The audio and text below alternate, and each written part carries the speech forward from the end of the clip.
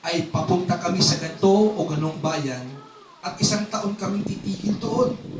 Mangangalakal kami at kikita ng malaki. Ni hindi nga ninyo alam kung ano ang mangyayari sa inyo sa araw ng bukas. Ang buhay ninyo ay parang usok lamang. Sandaling lumilitaw at agad ding nawawala. Sa halip ay sabihin ninyo, kung luluubin ng Panginoon at nabubuhay pa kami, gagawin namin ito o iyon. Ngunit kayo ay nagmamalaki at nagyayabang at iyan ay masama.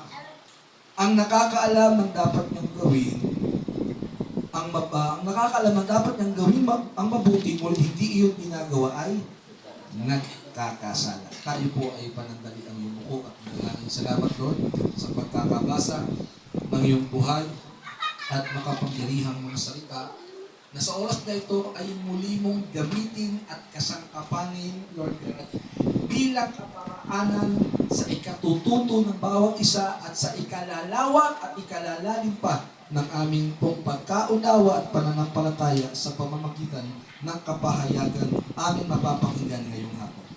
Patawarin mo kami, Ama, at linisin sa dugo ni Jesus sa anumang kasalanang hahadlang upang hindi namin lubusang matanggap ang mga pagpapalang aming mapag-aaralan sa pamamagitan ng iyong mga salita sa oras na ito. Salamat po, O Diyos. Naniniwala at nananampalataya kami na kami nilinis mo na. At ngayon, Lord God, ay ang aming pong mga buhay ay kasangkapanin mo, Lord God, bilang sisidlan ng iyong mga salita. Salamat, purihin ka. In Jesus' name. Amen. Palakpakan po natin ang ating sa oras po ito, ang ating pag-aaralan ay meron pong tema at pamagat na may buhay pa kaya bukas. Amen? May buhay pa kaya bukas. Alam niyo po, mga kapatid, kung sakasakali na tayo ay mamumuhay ng iilang panahon o araw na lamang, ano po kaya yung ating pong gagawin? Hello? Amen? Alam niyo po, marami pong mga tao siguro pag bibigyan pa ng pagkakataon na mabuhay ng mga ilang araw, yung iba, amen, siguro ang gagawin nila, mamamasyal at tutungo sa mga lugar na hindi pa nila napupuntahan. Yung iba, magpapakasaya, magpapakalango sa droga marahil o maging sa alak. Amen? Dahil katwiran po ng marami, amen, magpakabusog, magpakalasing sapagat bukas, mamamatay. Amen. At yung iba naman po siguro, sasamantalahin yung pagkakataon na gawin yung mga bagay na hindi niya pa nagagawa. Hello? Sa pagkakaunawa, na siya ay meron na lamang iilang araw na nalalabi. Pero dito po sa ating pong binasa, makikita po natin na meron pong mga tao na ang kaisipan po nila, mga kapatid, ay parang kang wala ng, ano po? Wala ng katapusan. Hindi po wala ng bukas kasi nga, mamamatay na eh. Pag wala ng bukas, ngayon palang patay na yun. May mga tao nag-iisip na parang wala ng katapusan. Parang ang lahat po ng bagay ay magiging okay. Kaya sabi ng Bible, basahin ko ulit natin. Okay, yung verse 13. Makinig kayo sa akin, kayo na nagsasabi, ngayon o bukas ay pupunta kami sa ganito o ganong bayan at 1 taon kaming mananatili roon, mangangalakal kami at kikita ng malaki. May mga tao na ang isipan po nila, bagamat maganda po yung maghanap buhay. Hindi po masama. Hindi po natin pinagbabawal ang sino man na maghanap buhay. Hindi natin pinagbabawal ang sino man magnegosyo. Hindi natin pinagbabawal ang sino man kumita ng pera. Pero kung yung ating pong kaisipan ay kagaya ng kaisipan ng mga taong ito na para bagang sila po'y buhay pa kinabukasan kung bakit naisip nila na magninegosyo kami, tutungo kami sa gantong lugar, magpapakayaman kami, mag-iipon kami, and then you are wrong. Dahil walang sino man ang nakakaalam ng bukas. Hello? Sa katotohanan nga, kahit nga po yung ngayon, hindi rin natin alam. Yung mamaya, hindi natin alam kung ano po yung pwedeng mangyari. Therefore, maging yung mamaya, hindi natin alam.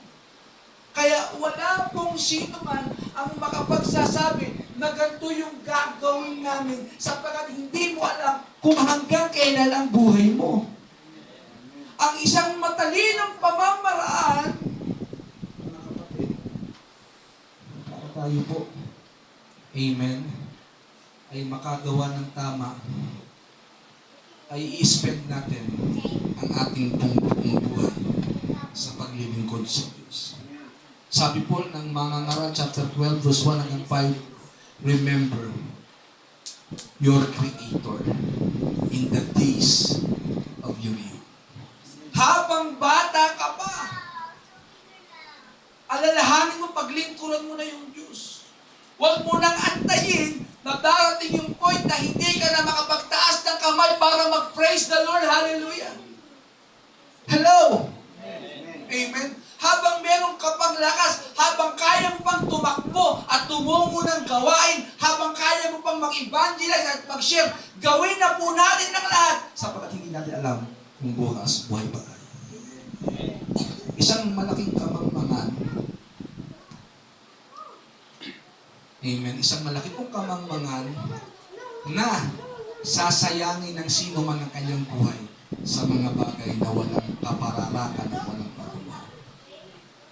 It is a waste of time. Yun po ay isang malaking at kahangalan na alam mo sa sarili mo na hindi mo hawak ang kinabukasan, and yet sa kabila ng katotohanan, hindi mo hawak ang kinabukasan, tapos hindi ka nakapaglilingkod sa Diyos. Hello. Marami po sa atin, siguro, kung bakit yung iba po, medyo matamlay ng maglingkod sa Diyos. Yung iba sa atin, medyo tinatamad ng dumalo ng gawain, tinatamad ng manalangin, tinatamad ng mag-pray, tinatamad na gawin ang kalooban ng Diyos is because ang isip nila, pwede pa naman bukas. Hello? Meron pa namang next week. Amen? Kagaya po ng kaisipan ng mga taong ito. Itong sinabi ng Biblia sa James chapter 4 verse 13 ay kaisipan ng mga hindi mananampalataya na ang nais mo sa buhay ay may magpayaman ng magpayaman, magparami ng magparami, and yet maraming mga Kristiyano, dito po yung naging uri din ng kaisipan, pero sa iba nga lang pamamaraan. Hindi mo na ako magpipray ngayon, bukas na lang. Kasi, pwede pa naman mag-pray bukas eh. Hindi na muna ako aatin ngayon. Next week na lang. Kasi may next week pa naman eh. Ganun po yung naging kaisipan ng marami ding mga Kristiyano. Kaya ang buhay nila ay hindi po naging all out at sold out sa Diyos. Why? Kasi, inisip nila bukas pa eh. Paano? Kung hindi na po tayo dinatnan ng kinabukasan. Hello? Ano ang gagawin mong plano ngayon? Diba minsan ganyan po tayong mga tao. Minsan kung kailan wala na tayong oras, kung kailan late na, di ba pag medyo mahaba-haba pa ang oras? Okay, medyo mahaba pa naman eh. Upo muna ako rito. Hello? Amen? Tagal-tagal pa naman. Ito lang muna ako. At kung kailan 5 minuto na lamang yung natitira, doon tayo nagkukumahog, maligo, mag-toothbrush, kumain. Amen. Kasi marami po sa atin yung tinatawag na manana system. Mamaya na. Hello. Bakit po tayo ganon? Because nakasanayan natin sa ating mga isipan, okay lang, may bukas pa. Gaya po ng mga taong ito na ang sabi nila, ngayon o bukas, pupunta kami sa ganitong lugar, sa ganitong bayan. Magtatrabaho kami, magninegosyo kami. Hindi nila naisip na sa kanila kayang pagtulog ngayon, buhay pa kaya sila? Hello? Amen? Bakit maraming mga Kristiyano ang hindi na po nag-aapoy sa panahon na ating kinabibilangan is because wala pa yung makikita nilang nakalagay sa Revelation at dapat may mga monster na, dapat may mga ganito ng pangyayari, umuulan na ng apoy bago maghanda. Kaya ng panahon ni Noah. Hello? Si Noah nag-spend ng 120 years in preparation sa pagdating ng baha. Bakit? Nanampalataya siya sa sinabi ng Diyos na magkakaroon ng baha. Tayo, anong pong paghahanda ang ating ginagawa? Marami po sa atin, unknowingly. Hello? Marami sa atin, unknowingly, tulog sa kasalanan. Marami sa atin, unknowingly, amen, na nawawalan na po ng gana sa paglilingkod sa Diyos. Yung iba sa atin, dumadalo na lamang sa gawain kasi napipilitan na lamang dumalo dahil araw na ng linggo. Nagiging ritual at nagiging mekanikal na lamang ang ating paglilingkod. Wala na yung apoy, wala na yung desire. Why? Because meron po tayo kaisipan na pwede pa naman tayong bumalik bukas. Pwede pa naman tayong bumawi bukas. Babawi na lang ako bukas. Amen. Maraming tao sinasayang ang oportunidad at pagkakataon. Hello, na makapaglingkod sa Diyos. May mga tao na iniisip lahat na lang ng bagay puro biro. Although hindi mo masama magbiro. But when it comes to serving God, but when it comes to serving the Lord, wala pong dapat halong biro kasi hindi po nagbibiro ang Diyos. Amen. Sa verse 14, sabi dito, hindi nga ninyo alam kung ano ang mangyayari sa inyo sa araw ng bukas. Ang buhay ninyo'y parang usok lamang. Sandaling lumilitaw at agad nawawala. Ganun katindi yung buhay ng tao. Hello? Minsan, yung kaibigan mo, kamag-anak mo, mahal mo sa buhay, kausap mo pa lang ngayon. Ngayon na. In a split moment, in a split seconds or even minutes, yung taong kausap mo ngayon, maya-maya, wala na. Amen. At madalas, manghihinayang tayo dahil parati natin kausap yung taong yon, hindi man lang natin nagawang share ng word of God. Hello.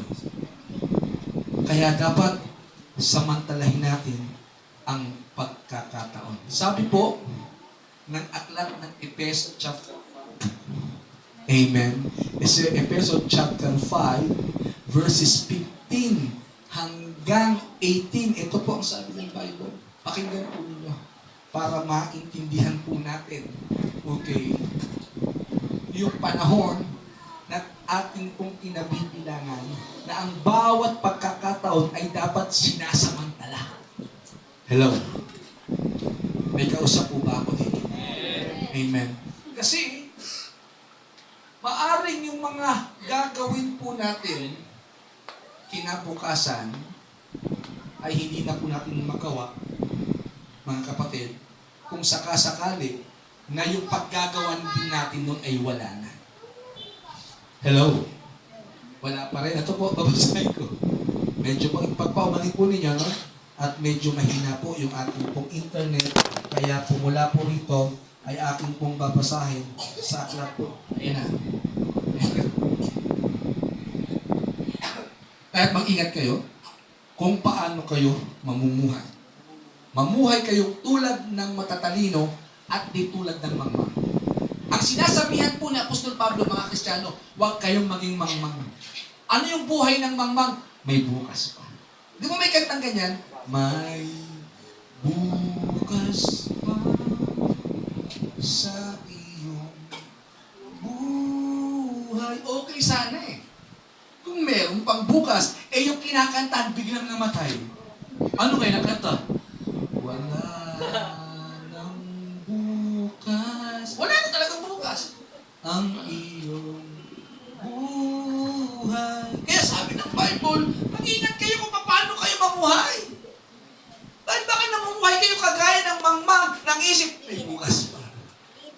Hello? Delikado yun. Delikado pagkaisipan, okay lang yan. Bukas na ako magre-repent. Bukas na ako magpapatawad. Bukas na ako magbabago. Bukas na ako magbibigay. Bukas na ako manlilibre. Puro bukas. Pero sabi ng Lord, ingat kayo. Huwag kayong mamuhay ng mangmang, kundi mamuhay kayo ng matalino. Bakit? Gamitin ninyo ng lubusan para sa mabuti ang bawat pagkakataon sapagkat puno ng kasamaan ang kasalukuyang panahon. Samantalahin daw natin yung bawat pagkakataon na makagawa ng mabuti. Amen. Minsan kasi nag-iisip-isip pa tayo, teka, nagagawa ko ba ito ng mabuti? Ginawa na ako nito ng masama. Hello? Chiniswis ako nito, binagbite ako nito, mislander ako nito. Gagawa ka ba ng mabuti? Sabi ng Bible, samantalahin mo yung pagkakataon gumawa ng mabuti. It doesn't matter kung ginawa ka ng masama o hindi. Bilang anak ng Diyos, samantalahin mo ang pagkakataon. May pagkakataon kang mag-pray, samantalahin mo. Dahil baka mamaya hindi ka na makapag-pray. Hello? May pagkakataon kang umatay ng gawain, samantalahin mo. Dahil baka mamaya hindi ka na makatay ng gawain sa mga susunod na panahon. Ang bawat minuto at bawat oras napakahalaga. At marami po sa atin sinasayang. Maraming pong mga anak ng Diyos ang nag-aaksaya ng oras at panahon sa mga walang bagay. Pero mong i-google mo yung buong oras mo, kaka-ML. Hello? Ano ba? Nag-ML pa ba? Diba? Googlein mo yung oras mo kaka-Facebook nang hindi mo man lang nagamit para sa Diyos. Amen? Kung yung oras na ginamit mo sa pag-Facebook, ginamit mo sa panalangin, purihin ng Diyos, nasagot pa ang panalangin. Amen. Amen. Gamitin ninyo ng lubusan para sa mabuti. Hindi sinabing para sa masama. Para sa walang kakwenta-kwentang bagay. Yung oras, gamitin daw ng lubusan sa paggawa ng mabuti. Okay? Sa bawat pagkakataon, sapagkat puno ng kasamaan ng kasalukuyang panahon. Huwag kayong maging hangal. Sa halip, unawain ninyo kung ano ang kalooban ng Panginoon. Okay? Verse 18, pakitaas. Huwag kayong maglalasing sapagkat sisirain lamang yan ang inyong buhay. Sa halip, dapat kayong mapuspos sa Espiritu. Amen. Binanggit yung kapuspusan ng Espiritu. Tayo kaya, puspos kaya tayo ng Espiritu? O baka puspos na po tayo ng kwento at chismis ng ibang mga tao? Alam mo, Mari, ganito si ganito, ganyan. Doon na tayo ng puspos. Hello? Nagugulat ka po kung maraming mga Kristiyano, ang dami-dami pong mga alam na viral news ngayon. Hindi ko alam eh. Hello? Bakit nila alam? Kasi doon nakatuon palagi yung kanilang mga mata, yung kanilang mga puso, yung kanilang isipan, at oras at panahon. Hello? Kaya naman, marami po sa atin ang hindi na po nagkaroon ng pagkakataon na makapaglingkod sa Diyos. Sa panatang isip natin, may bukas pa. Pero paano? Paano pag tayo po ay mayroong iilang araw na lang nalalabig? Ano kaya yung pwede natin magawa sa iilang araw na yun? Alam niyo po, meron po kaming nakausap na isang mason at karpintero. Karpintero siya, at the same time mason. At siya po ay nagmamalaki sa amin na sa loob ng 21 days, nakagawa sila ng bahay up and down. Totoo yun. Sabi niya, alam niyo po, hindi po sa pagyayabang. Nakagawa kami. Dito raw po sa may Binyan, Laguna. 21 days nagawa nila up and down na bahay. Sabi ko sa kanya, ano po yung bayad sa inyo? Arawan ba o pakyawan? Pakyawan po. At pag pakyawan pala, siyempre pag arawan, gusto mong kumita, bagal. Amen? Yung pagpala, dahan-dahan, slow motion, panakangitibang ganyan. Ang tipid, 3 pala, isang buong araw na yun. Amen? Agal nun. Pero pag pakyawan, mabilis, purihin ko ang Panginoon eh. Paglingon mo eh, nakaasuktada na. Bakit ganun? Kasi kung bakit pa sila nagmamadali, natapusin dahil ayaw nilang malugi sila sa araw na kanilang bubugulin. Sabi ko, okay ah. Pero maraming mga tao, since hindi pakyawan ng buhay ng bawat isa, inaaksaya natin sa mga bagay na walang kabuluhan. Amen. Hello. Tutungo ng gawain, marami pang pasakali yan. Amen. Maraming pasakali. Bakit? Kasi patungo ng gawain eh. Hello. Pero pag outing yan, namiss ko nang mag-outing yung barefoot eh. Pag outing, purihin po ang Panginoon eh. Di ba pag nag-outing yung barefoot, kahit hindi natin kamiyembro kasama, sino ka? Ako po yung umatay nung 10 years ako. Hello? Totoo yan. Pag-outing, pagkainan, kahit di mo kakilala, natin. Pastor, alala mo, wala. Ano? So, naalala mo, ako yung umatay nung nakalipas ah. 10 years ago. Siyempre, mag-iisip ako, 10 years ago. Hello? Pagdating po sa kainan, pagdating sa handaan, pagdating po sa mga pasyala, ang bilis. Bakit? Pakyawan eh. Di ba? Pag mayroong handa, pinapakyaw lahat. Hakot dito, hakot doon. Ano, meron pa ba? Meron pa. O sige, hakot ulit. Pakyawan eh. Sa gawain. Pag yung gawain, arawan, wala nang marami. Bakit? Araw-araw may gawain eh. Hello? Sabi ng Bible, huwag tayong maging hangal. Unawain natin yung panahon. Amen. Dahil hindi natin alam kung kailan tayo buhay pa. Meron pa pong sinasabi ang Bible, Sister Ben. 1 Corinthians chapter 7, 29 to 31. Pakinggan po natin. At nang maintindihan po natin yung kahalagahan ng buhay, yung kahalagahan na meron po tayong ginagawa ngayon kaysa ipagpapabukas natin dahil baka bukas makalawa, huli na. Sabi ng Bible, 29 to 31 po kapatid. 29 to 31. 1 Corinthians chapter 7, 29 to 31. Pakinggan po natin. Yan.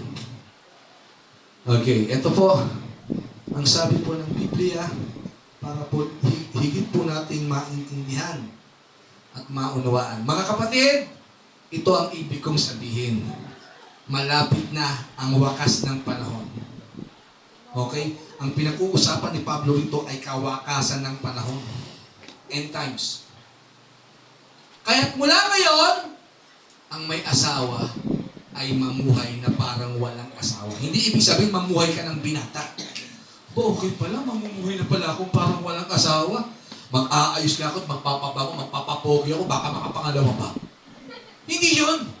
Hindi mo lang uutos ang Bible na magkumuha ka ng number 2. Ang sabi lang dyan, na mamuhay ka na parang walang asawa, samantalahin mo ang pagkakataong makapaglingkod ka sa Diyos. Kasi marami pong tao eh. Wala na pong ibang ginawa kung tititigan yung asawa eh. 23 years na yun ha. Ang ganda mo pa rin. Ikaw din, ang gwapo mo.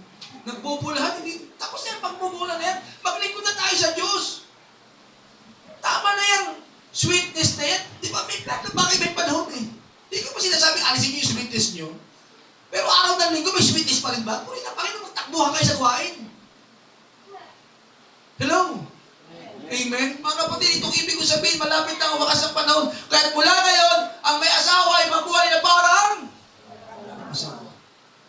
Ang mga nananangis na parang di nananangis. Amen? Ibig sabihin, yung mga malulungkot, yung mga depressed, huwag kang paka-depressed. Magsaya ka. Bakit? Sasayakin mo yung oras mo kalungkutan. Bakit nangyari? Iniwan ako ni Nini. Hello? Malungkot pa rin, purahin pong bakit? Depressed pa rin, tulala pa rin. Amen? Iyak pa rin ang iyak. Kasi nasabi na ng Lord, tigilan mo na yung mga pag-iyak na yan, maglingkod tayo sa Diyos, magpakatuwa, magpakasaya tayo sa paglilingkod sa Lord.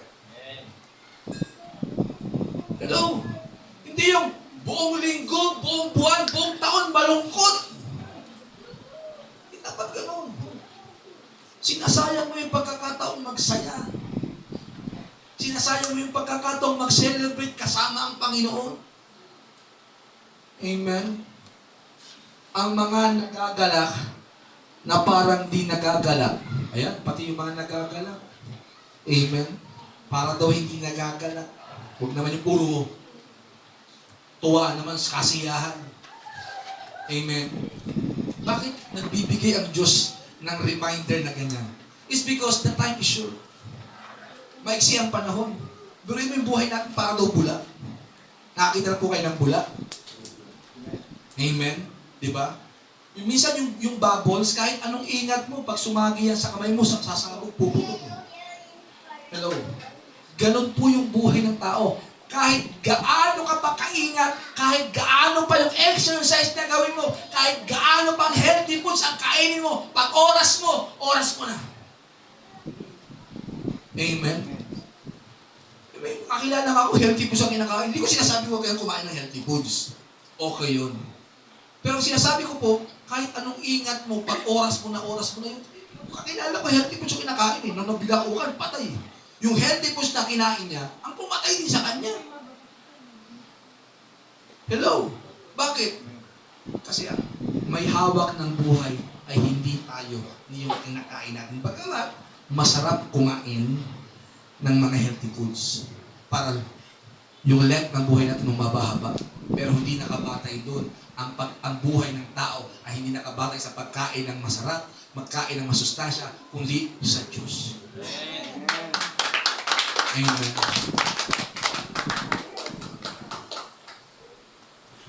Yung mga nagagalak na parang hindi nagagalak, ang mga bumibili na parang walang ari-arian. May mga tao, may purihin ng Diyos, masyado pong mga, di ba, materialistic. Sabi na nun, parang daw walang ari-arian. Totoo naman eh. Lahat po ng meron sa atin ay hindi naman talaga galing sa atin at hindi rin yan po para sa atin. Lahat ng yan ay galing sa Diyos at nagamit para sa Diyos. Hello? At ang mga gumagamit ng mga bagay ng sanlibutan na para bang hindi nangangailangan gamitin ang mga ito sapagkat lahat ng bagay sa idigta ito ay hindi magtatagal. Wala pa lang tumatagal, no? Kahit anong ingat mo, may mga pagkakataong hindi tatagal. Pero salamat sa Diyos. Diyos lang po ang nagiging dahilan bakit ikaw, ako, yung asawa at mga anak mo naririyan ng dahil sa Diyos. Tumatagal ang lahat ng dahil sa Kanya. At dahil doon, maglingkod tayo sa Diyos. Hello? Alam niyo po ba, scientifically speaking, lahat po ng bagay sa mundo, it will always turn into destruction. The reason you and I are still here is because may tinatawag na element na kung tawagin ay gluon. Yung gluon ay isang elemento na kung saan, sabagat lahat daw po sa grupo ng scientists, lahat ng meron sa mundo at sa universe ay mga spinning materials. Even in our bodies, spinning materials tayo. But the reason why, kung bakit tayo nagdidikit-dikit, is yung salitang gluon. Kaya nga, di ba sabi ng Bible, amen, yung salita ng Diyos, gluon yun eh. Let there be light, and there was light. Magkaroon ng liwanag, at nagkaroon na yung salita ng Diyos, ang siyang naging gluon ng lahat, kung bakit tayo naroon. Therefore, since yun ang katotohanan, maglingkod ang lahat sa Diyos. Hello. Amen. Walang bagay na nagtatagal sa mundo. Since hindi tayo magtatagal, samantalahin natin yung pagkakataong makapaglingkod tayo sa Diyos. Tingnan niyo po tingnan niyo po, yung mga history books natin, punong-puno ng kwento ng mga bayani natin na naglingkod sa bayan. Pero wala kayong nakitang bayaning naglingkod sa Diyos. Si Jesus lang. Diba? Si Rizal. Kwento ni Rizal. Yung kabayanihan niya, inialay niya yung kanyang buhay. Para saan? Para sa bayan. Kinonsider ba yun? Na-acknowledge ba siya? Bagamat may iilang taong kinikilala si Rizal bilang pambansang bayani, pero sa katotohanan lang, life goes on. Amen? Yung iba nga, walang pakialam kay Rizal eh. Bakit? Eh kasi yung buhay niya, hindi mo maalala at hindi ma-acknowledge kasi inialay para sa bayan. Pero try mo ialay ang buhay mo sa Diyos. Sa Hebrew chapter 11, nakalagay doon yung tinatawag na heroes of faith. Di ba? Nakalagay doon yung mga pangalan ni Abraham, pangalan ni Noah. In-acknowledge po ang mga tao yun. Why? Because they serve God wholeheartedly. Kung gusto mo ma-acknowledge, at ang Diyos ang mag-a-acknowledge sa'yo, mag-serve ka sa Diyos. Hello? Amen? Kasi yung lahat mo nang gagawin mo sa pangalan ng tao, lahat ng yun rejected. Amen? Halimbawa, si Sister Jen, naging barangay captain. Amen? Barangay captain Panunsyo. Di ba? Cap Panunsyo. Nagpatayo ng basketball court. Siguro ilang panahon, people will acknowledge you, but not forever. Hello? Kaya nga dapat, mas maigi na ang mag-a-acknowledge sa'yo, yung eternal God. Dahil eternal yun. Amen. At sa paanong paraan, ma-acknowledge ka ng Diyos sa pamamagitan ng marugdog na paglilingkod at pag-ibig sa Kanya. Amen. Tingnan po ninyo si Rahab. Kilala niyo si Rahab? Yung magpatuloy ng mga spies ng Israel. Amen. Yung kanya pong ginawa, forever na. Ano po? Forever na. Naalala yun si Mary Magdalene eh. Si Mary Magdalene, di ba yung nagbasag ng pinggan? Sorry. Pabango kasi marami sa inyo kasi nagbabasag ng pinggan, kaya tuloy pinggan yung nabanggit ko. Nagbasag ng pabango, sabi ng Lord, mula sa generation na ito hanggang sa mga susunod, aalalahanin yung ginawa niya. Amen. Kaya makikita ninyo, pati sa mga preaching yung ginawa ni Mary Magdalene, ina-acknowledge eh. Bakit? Ginawa niya yun sa Diyos. Maganda na gumawa ng bagay para sa Diyos. Sapagat yun lang po, yung totoong acknowledgement na pwedeng matanggap ng tao. Amen. Amen. Balik tayo sis. James chapter 4, 13 to 17. Balik po tayo. Para maintindihan po natin, maunawaan yung sinasabi ng salita ng Diyos. Okay.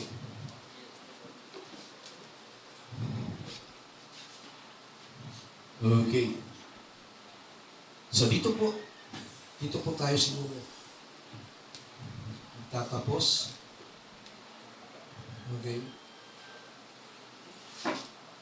Ayan. Sa halip, verse 15, sa halip sabihin ninyo, kung luluobin ng Panginoon, at mabubuhay pa kami, at gagawin namin ito o iyon. Ngunit kayo nagmamalaki at nagyayabang at yan ay masama. Ang dapat palang gawin natin, ini-acknowledge natin yung gagawin ng Diyos. Kung luluubin ng Diyos, ibig sabihin, ina-acknowledge ng Diyos. Amen. Kung luluubin ng Diyos, pupunta kami rito, pupunta kami roon.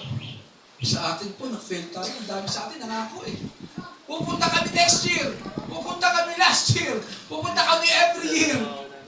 Wala naman nangyari. Why? Because we don't acknowledge God. Pero pag sinabi natin, kung luluubin ng Diyos at may pagpapala kami at buhay pa kami, maaaring ang mga bagay na plano namin ay papangyarihin ng Diyos. Amen. Amen. Pero marami sa atin, unknowingly, naging mayabang. Magtatights ako ng ganito. Amen. Kaya nung dumating po yung pagkakataon na siya'y sinubok, hindi na nakapag-tights. Why? Wala yung acknowledgement na nararapat sa Diyos. Kaya ang sabi rito, Amen, sa halip, sabihin ninyo, kung luluubin ng Panginoon. Bakit? Kasi siya po ang may hawak ng buhay, siya ang may hawak ng lahat. At kung pahihintulutan niyang buhay ka pa bukas, therefore, nasa Kanya ang papapasya. Wala sa atin. Tandaan po natin. Kaya mga magugulat kayo, bakit may mga outing di natutuloy, ang daming plano?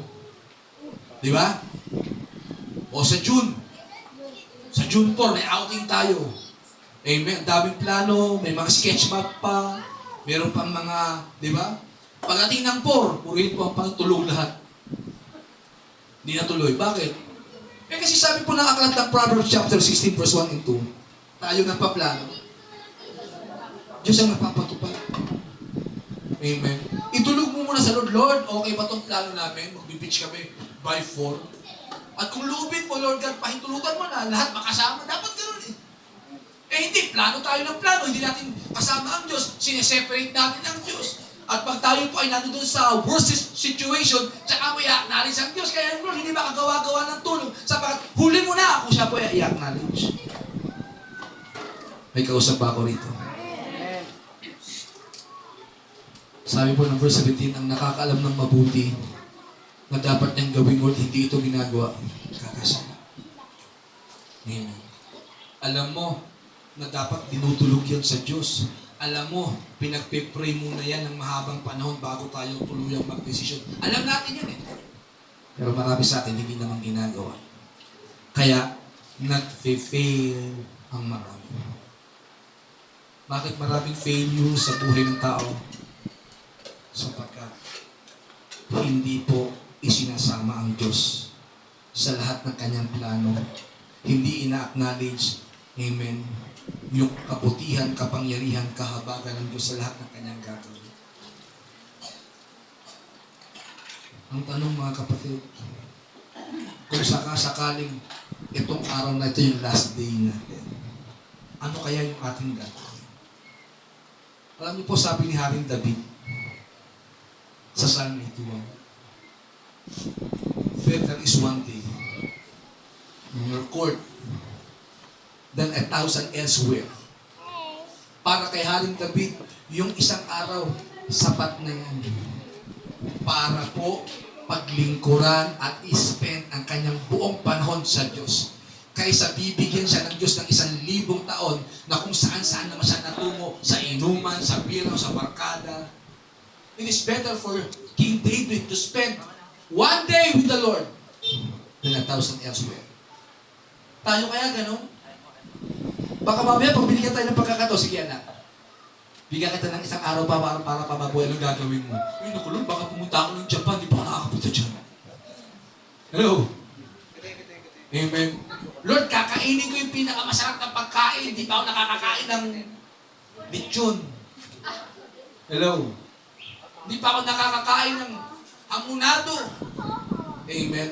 Marami po tayong mga plano sa buhay, pero marami pong mga nag-fail kasi hindi na sa Diyos. Si David, isang araw lang, masaya na siya.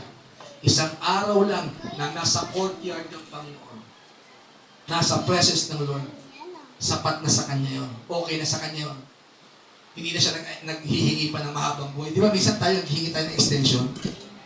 Amen. Yung alam mong mamamatay, Lord, wag pa, marami pa akong plano sa buhay. Humingi tayo ng extension, Lord, bigyan mo pa ako ng 1 year. Bigyan mo pa ako ng 5 years. Humingi tayo ng extension. Pero yung hinihingi natin extension, gagamitin mo lang pala sa ibang bagay. Mas maigi na lang siguro na kahit isang araw na lang yung nalalapis sa buhay mo, at least na-spend mo yung buong araw na yan na ikaw at ang Diyos lamang ang nagmamahal. May kausap ba ako rito? Maisyo po ba yun? Bagamat marami po tayong mga plano sa buhay, minsan, ang nagiging daan at hadlang para hindi natin magawa yun, ay yung pag-iisip natin sa ating mga mahal sa buhay. Paano na yung asawa ko? Paano na yung anak ko? Paano na yung negosyo namin? Marami tayong iniisip na maraming papaano. Pero hindi man lang natin naisipan na paano kaya ako sa harap ng Diyos? Ano kaya ako, ang buhay ko sa harap ng Diyos? Paano kaya ang Diyos? Kasi masyado po tayong nagiging unfair. At masyado tayong nagiging selfish. Sapagkat madalas ang isip natin, yung ating sarili, at yung ating pamilya. Pero hindi po natin naiisip yung Diyos. Paano kaya ang Diyos? Kaya po mga kapatid, this time around, okay, this time around, ang ating pong dapat gawin ay isipin naman kung ano yung magagawa natin para sa Diyos. Kung hindi ka pa nakagagawa at paglilingkod ng totoo sa Diyos, then this is the right time for you to do it. Ito na yun. Hindi ka pa nakapag-fasting ng 3 days? Aba, bago ka man lang siguro malagutan ng hininga, makapag 3 days fasting ka man lang. Meron na ba rito? Sino po rito hindi pa nakakapag 3 days fasting taas ang kamay? O, tignan nyo, ang dami pa. Pa si Sister din, nakapag 7 days na yan. Nakapag 3 days ka na ba, sis? Ilang beses na? Hindi na mabilang sa dami. Hello? Amen? So kung meron ka pang hindi nagagawa para sa Diyos, ito na yung tamang panahon. Hindi pa nga pala ako nakakapag-preach sa kalsada. Hindi pa ako nakakapag-street evangelism. Then, this is the right time for you to do it. Hindi pa nga pala ako nakakapag-tithes. Amen? Kung meron kang gagawin mo. Naalala niyo po, bago po pagtaksilan ni Judas si Jesus, anong sabi niya kay Judas? Gawin mo na ng madali ang gagawin mo. Okay? Habang may pagkakataon ka, gawin mo na. Pero inyo, kahit yung kontrabida sa Biblia, binibigyan pa ng Diyos ang another chance. Maging tayo. Dapat ganoon eh. Okay? O ikaw, Sister Bell, gawin mo na yung dapat mong gawin nang may panahon pa. Amen? Even sa inyo pong mga mahal sa buhay, baka hindi nyo pa natitreat yung mga magulang nyo. Ito na yung panahon. Baka puro lang tayo bulyaw. Hindi gawin natin yan para sa Diyos. Sabi ng Bible, whether we eat, whether we drink, do it for God's glory. Okay? Hindi mo pa nasasabing I love you sa misis mo, isang beses pa lang, kung nabola mo siya, gawin mo na yun.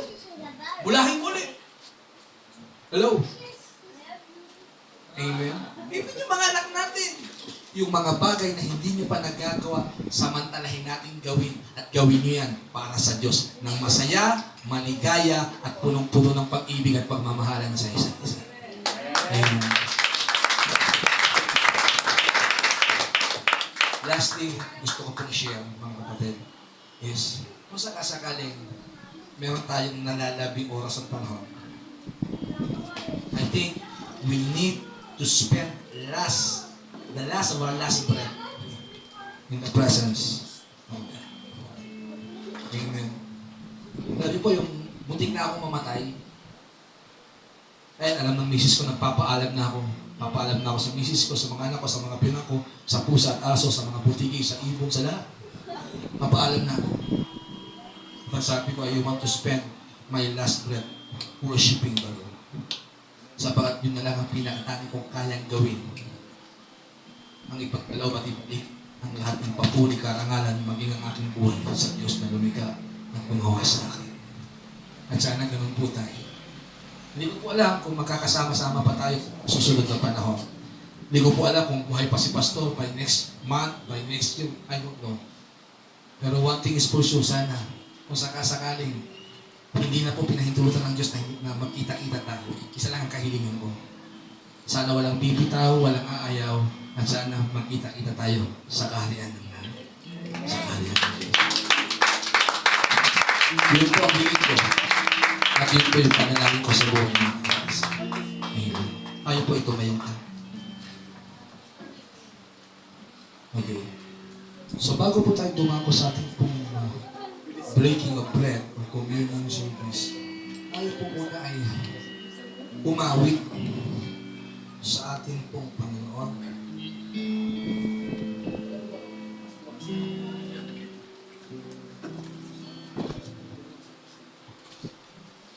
Sige po, tayo po umawit sa iyo.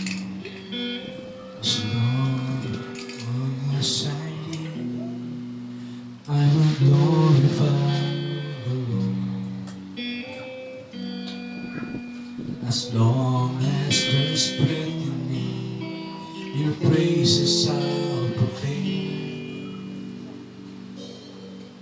I will adore you, bow and worship before you, and sacrifice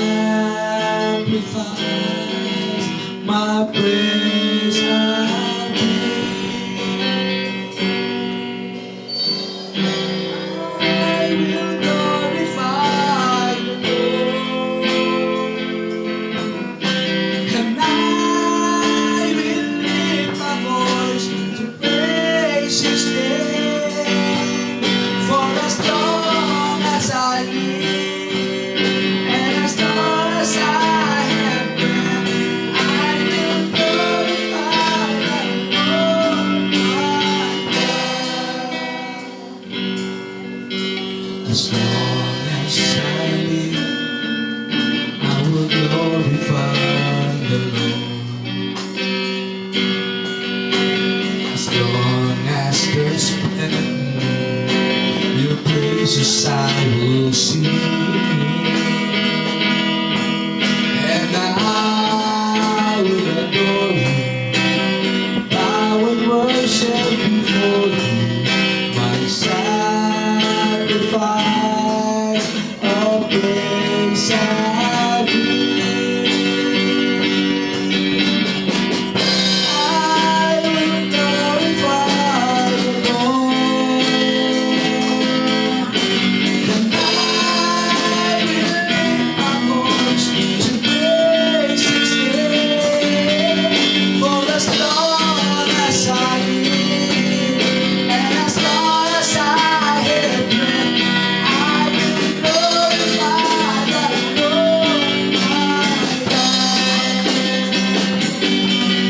And I will glorify the Lord, and I will lift my voice to praise His name. For as long as I live, and as long as I have breath, I will glorify the Lord my God. Isa pa, hallelujah. And I will glorify the Lord. I will lift my voice to praise His name. For as long as I live, and as long as I have breath, I will glorify the Lord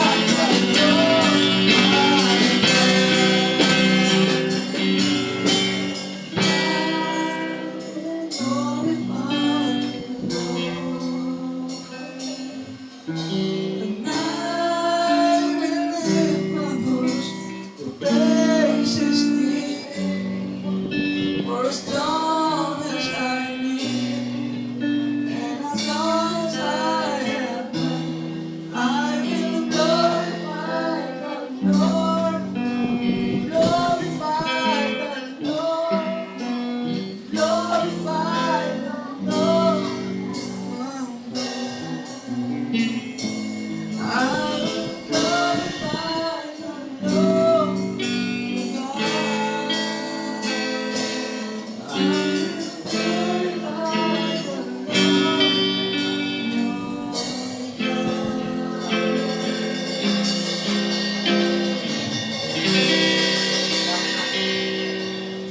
Sabi po ng 1 Corinthians chapter 11, verses 23, pababa ang ganito.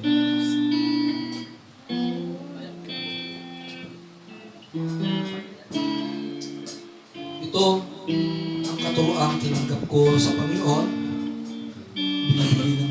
binibigay naman sa inyo.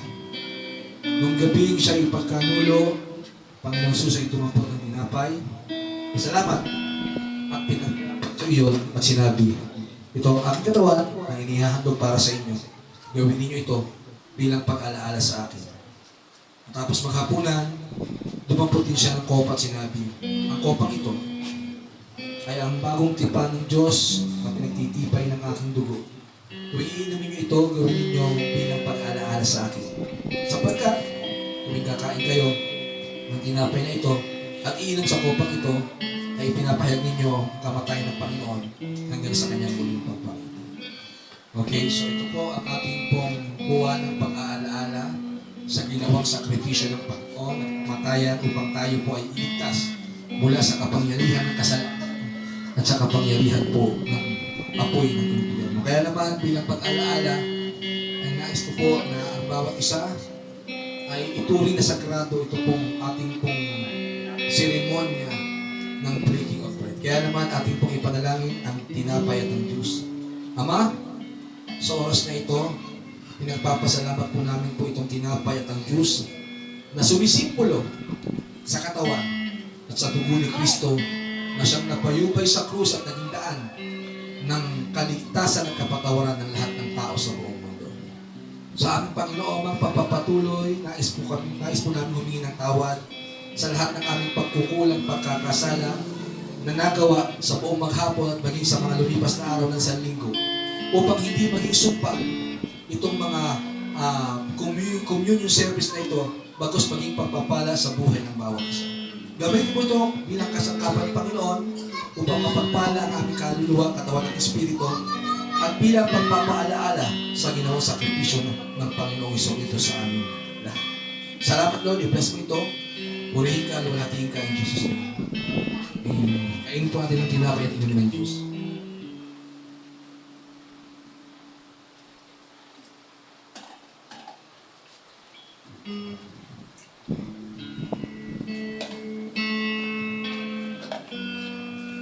Hallelujah. Praise you, Jesus. Sa wala pong pagtagal, ay atin na pong i-close ito pong ating pong service for today. At sa oras na ito, inaaniyahan ko po si Sister Bell para po sa closing prayer. Sister Bell.